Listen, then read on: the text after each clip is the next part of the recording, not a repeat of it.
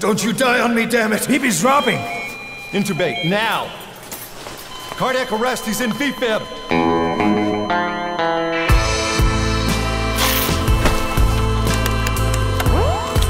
Clear!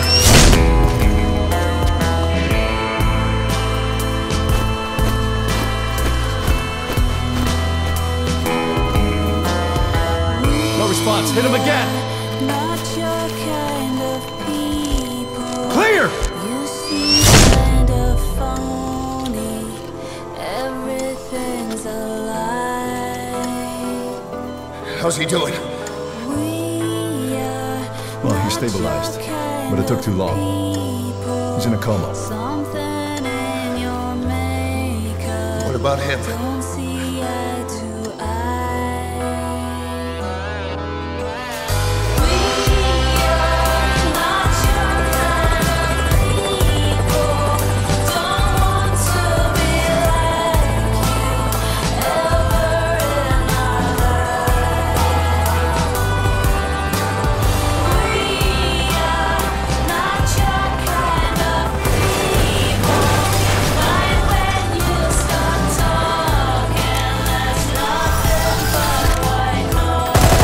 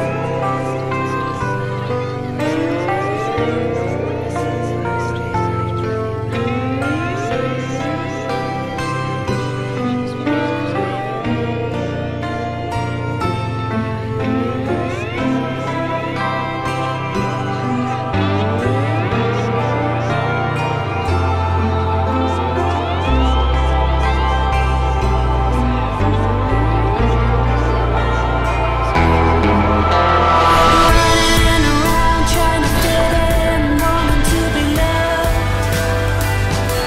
It doesn't take much for someone to shut you down. When you build a shell, build an army in your mind. You can't sit still and you don't like hanging around the crowd. They don't understand.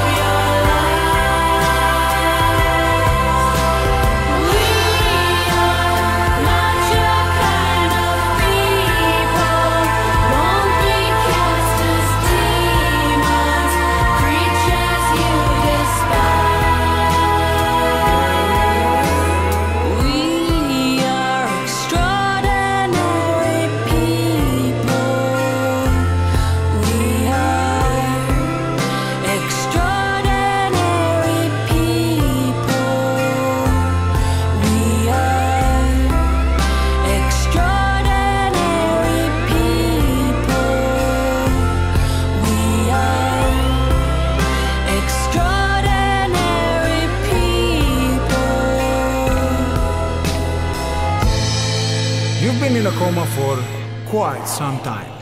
Yes, yes, I know. You would like to know how long. I'm afraid it's been 9 years.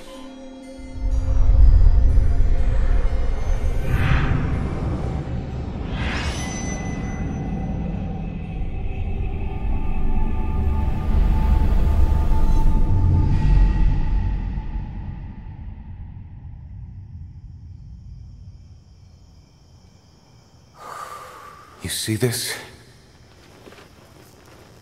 Diamond Dogs. Our new home.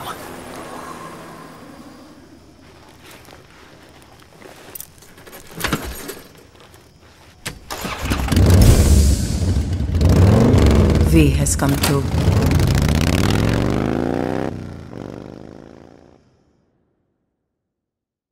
Hello everyone, I am Tom, this is the Media Cows, and I am joined by a special guest, Jeramie. Hello everybody. And the reason why we have Jeramie here is because he is something of a connoisseur of the Metal Gear arts. Yeah, I absolutely love it. Favorite video game series by far. I've been following it for more than a decade, and the anticipation for the series is most of the fun, to be honest. It's probably about half the fun, is taking apart these trailers and trying to figure out what exactly we're going to experience. Awesome. I'm a bit on the opposite side of the spectrum. It's a less valuable viewpoint, but probably one that's not uncommon in our viewers, which is I played Metal Gear Solid 2, and I haven't played any Metal Gear Solid since then. Alright, well, I mean, 2 was the first one I ever played. I have since played every single one, except for... I tried to play the first one on MSX, never really got through. It's just a tough game. Awesome. So I'm going to start off with what meant nothing to me in this trailer, because I'm sure that there is a meaning behind it. So, Diamond Dogs. The Diamond Dogs, I'm assuming it's Big Boss's new troop. Before he had MSF, Militaire Sans Frontières, or Soldiers Without Borders. Diamond Dogs also a reference to David Bowie. It's a song by David Bowie, and we know that Kojima is a huge David Bowie fan. He named Major Zero's initial codename was Major Tom, and he wanted Space Oddity to play during the credits of Metal Gear Solid 3, but I think there was some sort of rights dispute or something along the lines that just kind of stopped him from doing that. But we know he's a huge David Bowie fan, and Diamond Dogs, direct reference to that. Wow, that is awesome. V has come too, also at the end of the trailer there. Cryptic. No one's 100% sure what that means, but it's obviously tying in with the whole Metal Gear Solid 5. This is the first time Hideo Kojima's ever used Roman numerals. Oh. He's never used a Roman numeral before, so the community is pretty sure that has some significance.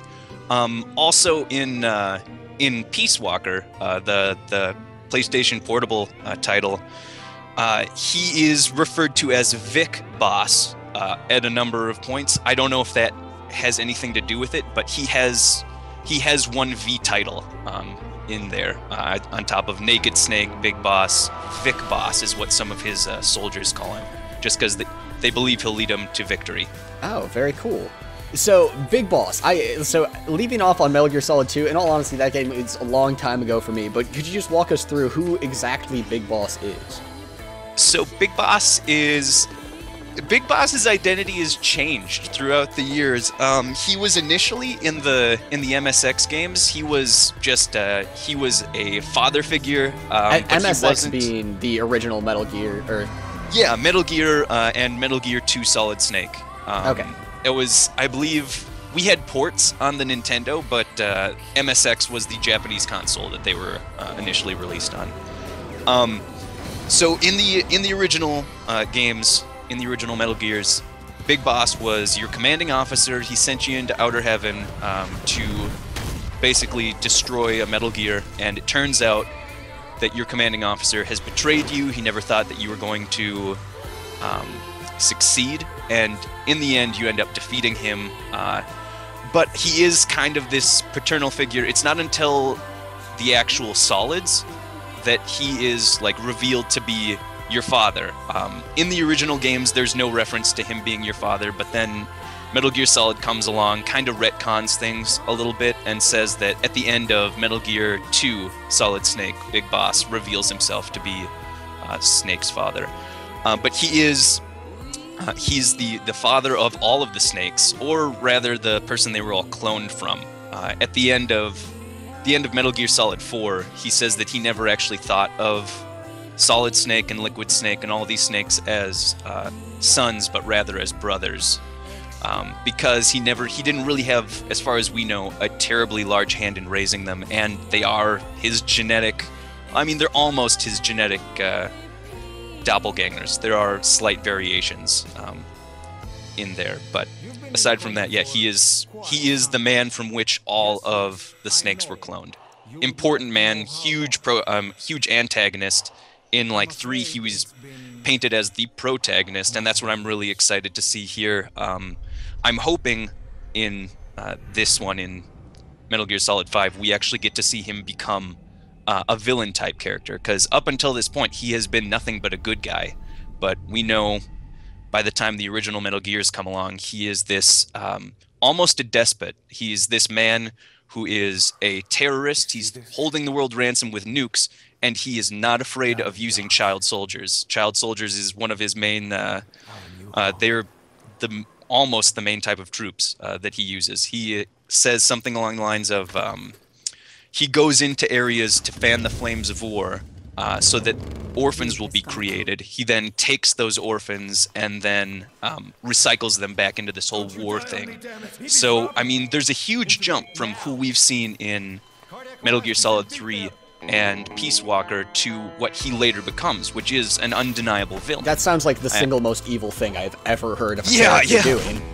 Yeah, that's so perhaps more evil than Hitler. Yeah, so he's really...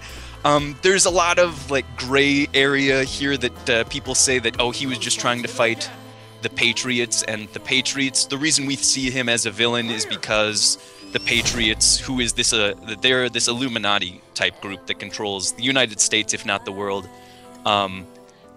They say that the reason we see him as a villain, or at least some would argue, the reason we see him as a villain is because the Patriots like paint him as such, and we're only seeing it from this standpoint. I mean, it's like, who are you? I mean, if you're in the United States, all of the terrorism going on, that's just straight up terrorists. But if you're in their standpoint, they're freedom fighters. So it's really this whole point of view idea. But I mean, you can't deny for a second he is using child soldiers. So I mean, that is very, very questionable. We'll see how Kojima actually handles it. I'm excited. Yeah, so that will be interesting to see how such an ambiguous thus far, well, not ambiguous, but actually dualistic. It seems like he is kind of both things depending on which game you're playing, right? Yeah, I mean, he is... You see kind of why he doesn't like the United States government in 3 and Peace Walker, but you don't see why he becomes this man who uses nuclear weapons to hold the world ransom and later use child soldiers. We see the beginning of his use of child soldiers in Peace Walker, but it's a very innocent type thing going on there. There's more. It's mainly just there's this orphan who he takes into his ranks. We'll see. Like I said, I have no idea how Kojima's going to pull this off, but I'm really interested to see it. And I would not mind seeing one of my favorite characters in all of fiction become a bad guy. I'd like to see that whole Darth Vader thing happen, only more successfully than Lucas ended up doing it. Absolutely. We can only hope that it will be better than that. It'll be really interesting, though, to see how that actually is fleshed out. I agree. So there was also some extreme imagery that we've seen so far. A lot of flaming animals. Yes, a giant flaming whale and a flaming unicorn, Yes. I believe. Yeah, I believe that was a unicorn, yes. Yep. Mm-hmm. So where are the flaming animals coming from? Okay. This one also, a lot of questions. A lot of questions here. We see that Psycho Mantis is present. We only see these images post whatever traumatic event happens that puts him into that coma. Sure. We only see these flaming animals after that, and we know that Psycho Mantis is a patient in this same, I'm assuming, military hospital. So Psycho Mantis, I thought he just floated around and made you unplug your controller and put it into the second slot. Well, yeah, but he also makes your computer, not your computer, but your monitor or television set go blank and say Hideo in the top left-hand corner. So I mean, he has abilities to change perception. Sure. So they could be just illusionary flaming animals. Yeah, they very well could. There's also there's one man who's walking around. The buzz on the internet is that is Volgan, one flaming man. He looks a lot like Volgan, but we don't get any concrete details. If you watched the whole game developer conference presentation, they'd go through a little bit of a demo, and Snake is injected with something by the bandaged man. He says that it's going to help him start walking because, well, Snake's been in a 9-year coma, so his muscles have most certainly atrophied, but he is injected with something. We don't know if that's contributing to the hallucinations or if it's just straight up post-traumatic stress disorder. I wouldn't put it past him. Big Boss has seen terrible things done to him by the United States government, mostly, and I would not be surprised if that affects his psyche, if that makes him unstable in some ways. Or at least makes him vulnerable enough to Psycho Mantis to perhaps start getting crazy hallucinations going on, like giant flaming whales. Giant flaming whales. So that brings us to another really awesome thing. The whole idea of Big Boss as a Captain Ahab type character. Yes. So we have this giant flaming whale, and we have at its base, Snake has always been this character that has been almost Ahab-like. He chases Metal Gears, no matter if it's Solid Snake or Naked Snake. They chase Metal Gears, they chase them down, and they hunt them relentlessly at most any cost. I mean, we know that they're able to do some pretty extreme things. Even Solid Snake was considered a terrorist in Metal Gear Solid 2. His philanthropy organization, like, became straight up in the eyes of the government labeled as a terrorist organization. So I mean, they do hunt these things to pretty extreme measures. So we're going to see this character who is hunting something, a white whale of sorts, maybe a flaming whale. I really don't know how they're going to do that. But he's also he's lost a limb. That's important as well. Ahab lost his leg to the white whale, and here Big Boss has lost his left arm. So I'm assuming whatever he's going to be chasing directly deals with however he lost that limb. Maybe it is Metal Gear based. I would hope so, because I think that's a perfect way for Kojima to do that. But it really all seems to line up. Oh, also the bandaged man, he says in the demo, his introduction is "Call me Ishmael," and that is the first line in the book Moby Dick. Right, so yeah, fantastic illusion. Yeah, so we know that this is definitely something that Kojima's kind of hitting. I mean, he's not being terribly subtle. Subtlety's never really been his thing, though, to be completely honest. He's never been a terribly subtle guy. But I'm really, really excited to see how he handles that. Absolutely, and you can definitely have a richness of illusions and a richness of plotline without being overly subtle.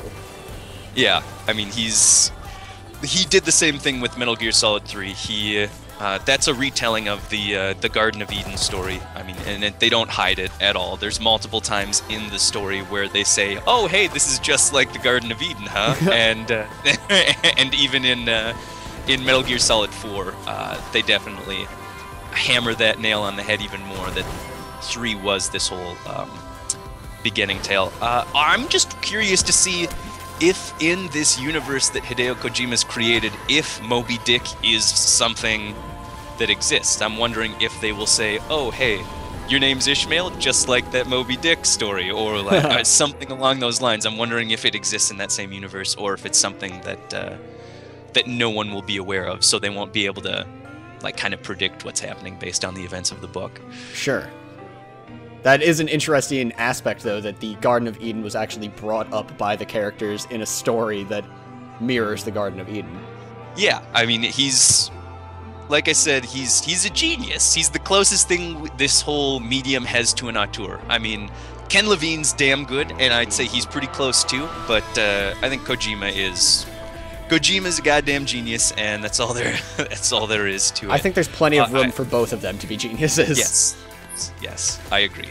I'll agree with you there. So, do you have anything else that jumped out to you? It's important to note that this trailer took place in the bulk of it anyway, post-coma, took place in 1983. That is all but set in stone. Nothing is completely confirmed, but we are almost positive that Ground Zeroes happens in 1974. Maybe a few weeks, maybe a few months after the events of Peace Walker.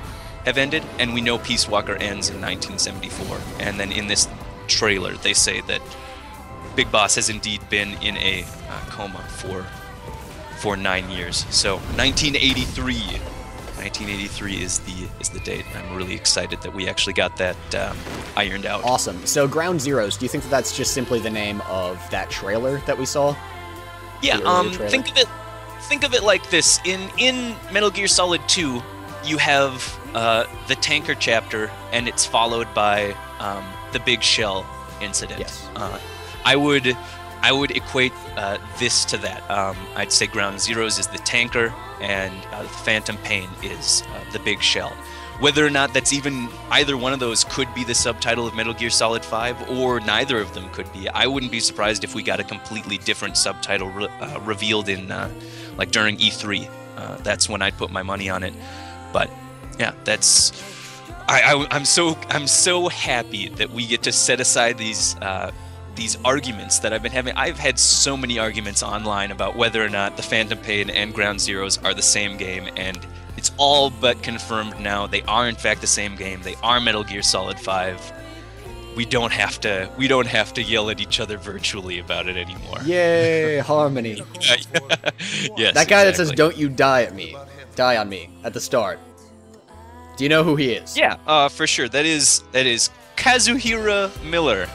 Kazuhira is Japanese for peace, but he was also known by a different name in Metal Gear Solid. He was McDonald Miller in Metal Gear Solid. He was the man who Liquid is actually impersonating throughout the entire game. And then by the end, you find out, oh, haha, it's your genetic clone has been impersonating your old boot camp instructor this entire time. But yeah, that's Kaz Miller. He is really important. He's second in command of MSF, and he's probably Big Boss's best friend, to be honest, because Big Boss, I mean, he doesn't have a whole lot of life outside of this whole military as a business sort of thing. So Kaz is his closest friend. He works with him every single day.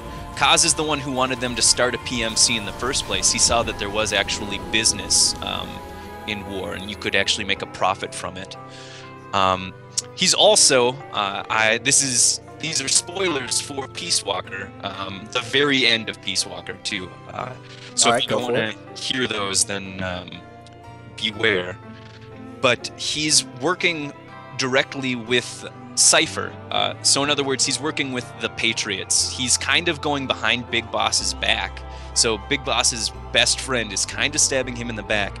But I still think that Kaz is doing it for monetary reasons, and I don't think that he believes that it will harm Big Boss, because I do believe there is a genuine friendship there. It's just, what is Metal Gear without a few double agents thrown into the mix? And this time it's your best friend. So bummer on that. Sorry Yes. about the best friend. Yeah. He might stab you in the back a little bit if the profits are right. Yes, exactly. That's his whole thing. If the profits are right, he's very, very motivated by money. And he asks, what about him? Oh yeah, what about him? That's interesting. That is very interesting, because he seems to be that comes directly after Big Boss is declared in a vegetative state. Right after they say that he's in a coma, Kaz says, what about him? And I'm assuming that it's talking to whoever this whole thing is told from the point of view of. So we have this camera that seems to be from someone else who's lying down on a stretcher next to these two. Yeah. And he's asking, what about him? Who is he? I have no clue. I have absolutely no clue. Maybe he's just a regular soldier from MSF. Maybe he's a named character, perhaps Chico, who is a child soldier that Big Boss was sent in to rescue during the Ground Zeroes trailer. So who knows? We don't know at this point. Awesome. And so as we're flying by a little bit later on in the trailer on a helicopter, we see beneath us a building burning in the middle of the ocean. Yes, that is Mother Base. Mother Base, the precursor to Outer Heaven. Snake even, or Big Boss rather, even refers to it as Outer Heaven, but Outer Heaven is kind of a nickname at that point in time. Outer Heaven is more of an idea. It's not concrete like it is in the original Metal Gear games. We're assuming that'll happen in time. But yeah, that's their home base. That's Mother Base, and it's being destroyed. So, I mean, this is a really elegant way for Kojima to set the reset button, because by the end of Peace Walker, we had developed this gigantic military complex in the middle of the Caribbean Sea. Just gigantic, just a huge powerhouse. And unique to each player, right? Yeah, and unique to each player, exactly. And this is a really elegant way to, for a brand new game, wipe the slate clean of, like, how are you really going to translate a unique base for every single player into this new game. Like, I doubt they're really going to be reading your PlayStation Portable's memory cards to make sure that they get this fully rendered base correctly. So, right. So we have Kojima coming in and destroying it, just completely destroying it, so that we have to start from square one. Because he has in interviews said that there will be systems very similar to Peace Walker. We will be building a new base. We will be building a new army. So this is a great explanation for why exactly we'd be doing that, when by the end of Peace Walker we had a phenomenal military established. Absolutely. So you commented on this break between, like, the tanker mission and the big shell mission in Metal Gear Solid 2. Yeah. Which was almost like a precursor and then the real game, right? You play as Snake and then you play as Raiden, and the big shell mission takes up most of the game. So in the Ground Zeroes trailer, we did see some sort of open world type of gameplay, some base building that you mentioned just now. Do you think that there might be a gameplay break where it goes from being that to being a much more focused, no longer can you, like, call in helicopters, you're in the bulk of the game now sort of thing? This is hotly contested online. My personal opinion is I believe the whole game is going to be open world, but I'd say that doesn't mean there can't be certain chapters that are incredibly focused. So in the demo that was part of the Game Developers Conference, there is a point where the translator says, and from this point on, it all takes place during the Phantom Pain trailer, what was shown during that. And there's this point where Big Boss, he stops crawling on the floor and he stands up, and the narrator or the translator says, from this point on, this is open world. So I believe that Kojima, being the very directed kind of storyteller that he is, he will insert moments of it, but I think for the most part it is going to be open world, because he said that the game that he was working on, this was before Ground Zeroes was even announced, he said that the game that he was working on would give you more than 100 hours worth of gameplay. So the only way you can really do that is with an open world game. And wow. Yeah, I know, I'm very excited. I can't wait to spend 100 hours in this world. I really can't wait. Nice. There's a man who appears to have his face burnt off. What do we know about him?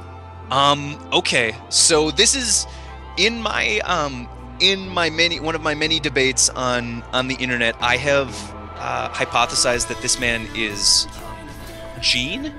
He's from Portable Ops. I'm going to probably eat my words on that. As this whole media train goes on farther and farther, I don't think it's Gene, just because Portable Ops, as far as the whole Metal Gear Solid canon goes, is kind of relegated to the back. No one really pays attention to it. On multiple timelines, they don't say anything about it, so... Well, but they've been willing to do that in the past with characters. Yeah. Big Boss was not in Metal Gear Solid 1, and they were like, well, you know, let's just reach back to the NES and just pull him through time, make him a giant character in the later games. Yeah, so, I mean, it could happen, but at first my money was on Gene. Right now, what we know, all that we know, is that he is the leader of XOF Unit, which is Fox, and Fox backwards, obviously. Right. And he seems to just be some kind of mirror image. The tagline that is repeated throughout all of this media, like all of these trailers and such, is the line, "From Fox, two phantoms were born." Okay? A lot of people have thought maybe this refers to Big Boss and Zero, which it very well could. A lot of people think that this refers to Liquid and Solid Snake, which very well could. And then others are saying that the two phantoms are Big Boss and this man who no longer seems to have a face. He's just a burned man. And he's he's in charge of XOF unit. He's the mirror image of him.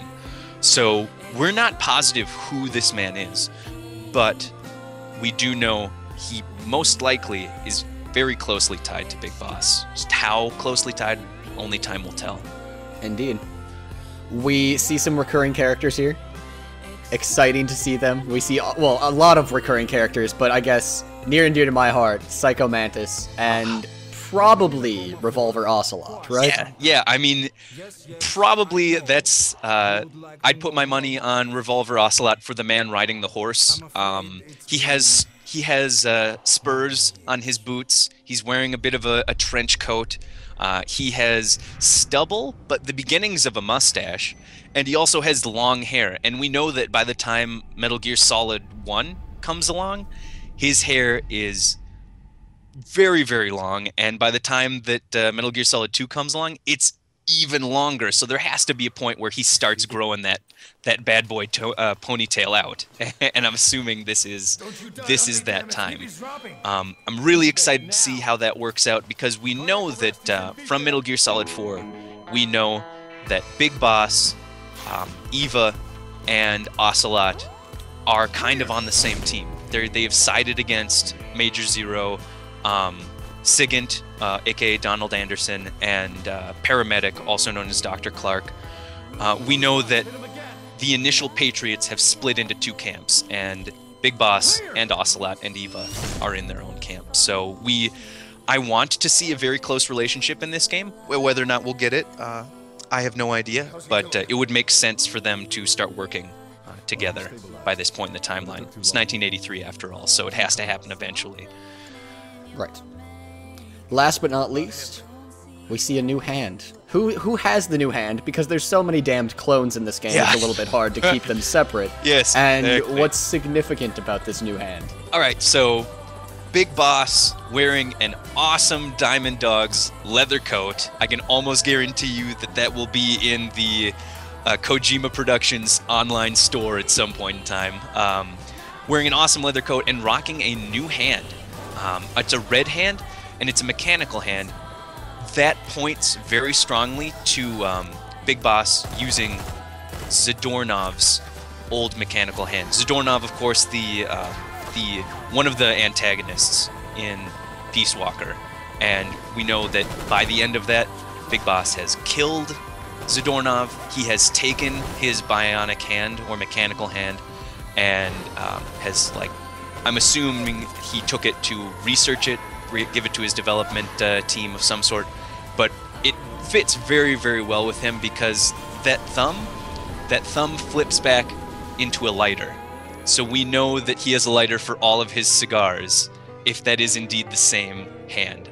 That's some pretty nice swag. Yeah, it is an incredibly useful hand for a man who likes his cigars. Also, the hand is a bit of it's a rocket-propelled hand. I'm wondering if they'll keep that. I have no idea. There were a lot of parts of Peace Walker that were pretty silly, that being one of the sillier points.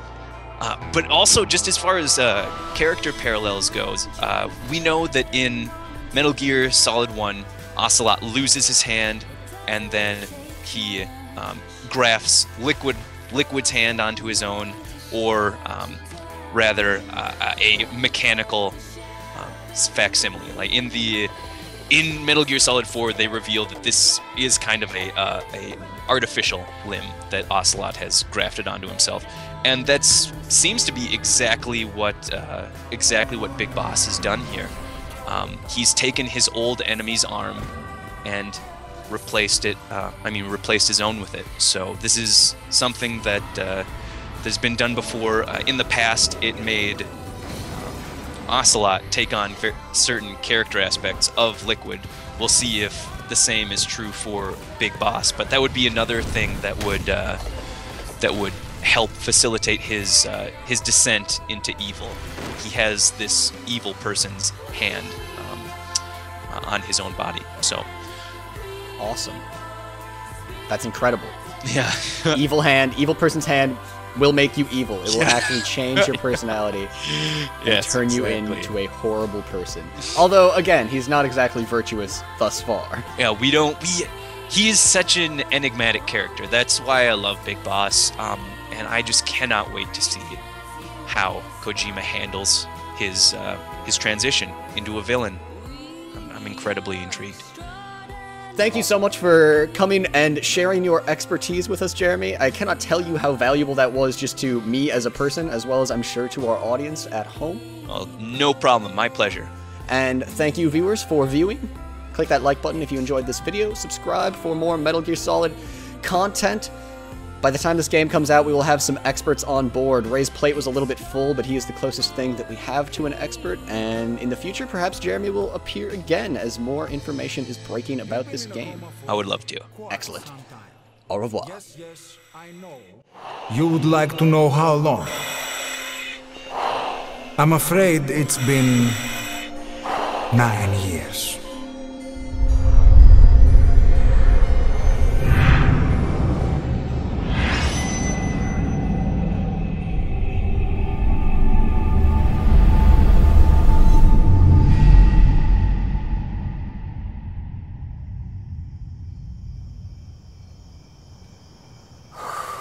You see this? Diamond Docks. Our new home.